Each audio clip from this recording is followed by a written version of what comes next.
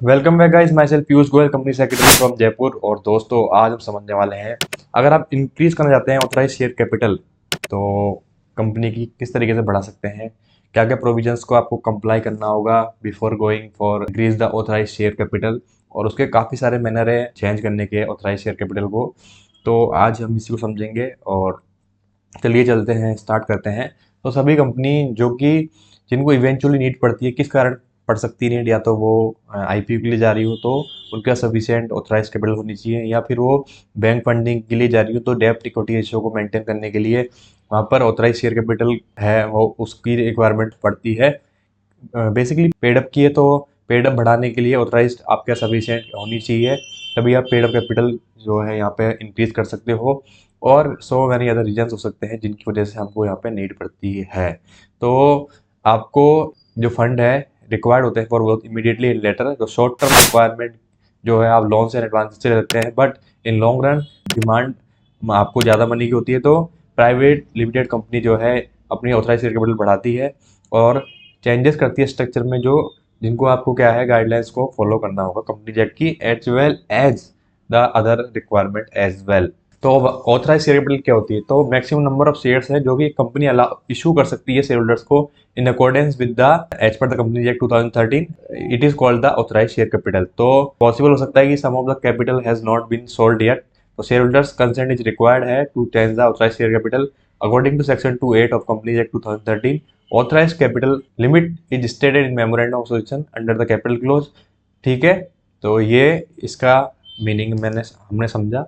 ठीक है, अब हम देखेंगे what are the characteristics of the authorise capital. The following are the characteristics of authorise capital when a company is formed and incorporated. जो permitted capital होती है is determined, the amount of approved capital will be determine how much ROC will increase. जो MOA AOA और business का वो specify करेगा the authorise capital of company. ठीक है, nominal value of each share is based on the authorise share capital. तो nominal value होती है शेयर की, वो बेस्ड होती है ऑथराइज शेयर कैपिटल पर। Is the maximum amount of capital जो कि बिजनेस कैन मेंटेन। तो ये आप किसी भी टाइम चेंज कर सकते हो, ऐसा नहीं है कि आप क्या हो एक स्पेसिफिक इवेंट होगा तभी ये कर सकते हो। जब जब नीड पड़ेगी कंपनी को फ्रेश कैपिटल लेके आने की, तब तब यहाँ पर ऑथराइज कैपिटल बढ़ानी पड़ेगी, तब तब आप जो है इशू कर सकते हो। The permitted capital can not be use for determine the company net worth. A company is not required to issue shares equal to the authorise share capital, instead it's may issue shares with a lower value. तो what is the process to increase the authorized share capital of private limited company? So the company needs to modify the article of association before taking any action to increase or reduce the authorized share capital. The AOA governs internal operations of company. तो आपको क्या करना पड़ेगा, following steps follow करनी पड़ेगी to increase और इस any changes in the authorise share capital. तो amend the article of association, अगर आपका जो आर्टिकल ऑफ एसोसिएशन है there is a no provision regarding the increase of the authorise share capital, तो it must be the provision for the increase of the authorise share capital. ठीक है, अगर है तो वेल एंड गुड, अगर नहीं है तो आपको चेंजेस करने पड़ेंगे, एओए को अल्टर करना पड़ेगा।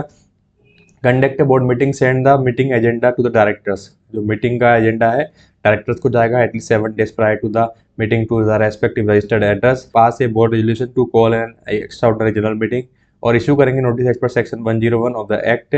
During this AGM present the altered clause on AOA authorise capital in memorandum of association for approval by passing an ordinary resolution complying with the provisions outlined in section 60 of the act. Notify shareholders of meeting details including the agenda, date, time and location.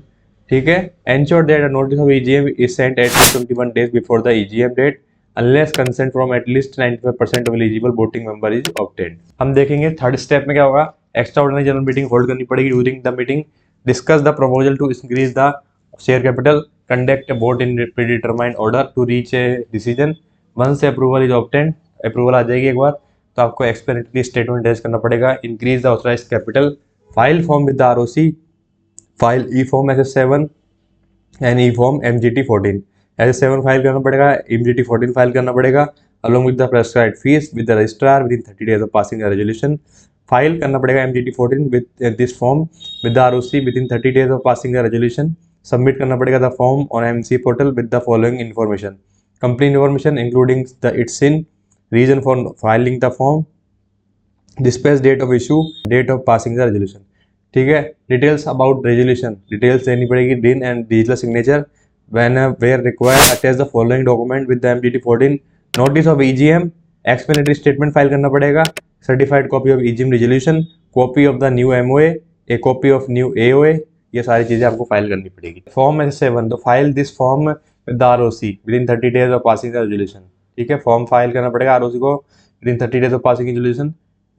Use करना पड़ेगा MC portal to the provide the following, company की information देनी पड़ेगी, CIN, resolution type, meeting date देनी पड़ेगी, reference देना पड़ेगा MGT14 का जो SRN फाइल किया है आपने, details of the original authorise share capital and new authorise share capital, details on how additional share capital will be allocated, particulars of stamp duty fees paid, whenever possible use digital signature and DIN, attach the following documentation with the form SS7, certified true copy होगी of the resolution for capital change, a copy of new MOA, a copy of new AOA।